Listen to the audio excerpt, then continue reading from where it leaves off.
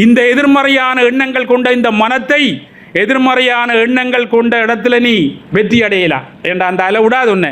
அதுக்காக பிரம்ம முகூர்த்தமாகியதில் எல்லா ஜீவராசிகளும் உறக்க நிலை, எதிர்மறையான எண்ணங்கள் கொண்ட எல்லா ஜீவராசிகளும் உறக்க நிலை 3லிருந்து 4:15 பாருங்க உறக்கனில் எருகி. அப்போ இந்த உலகத்தை படைச்சி எங்களுக்கு உயிர் சத்தாகிய ஆன்ம சக்தி மட்டும்தான் இந்த பிரபஞ்சத்தில் இயங்கி கொண்டிருக்கும் அலைகளா.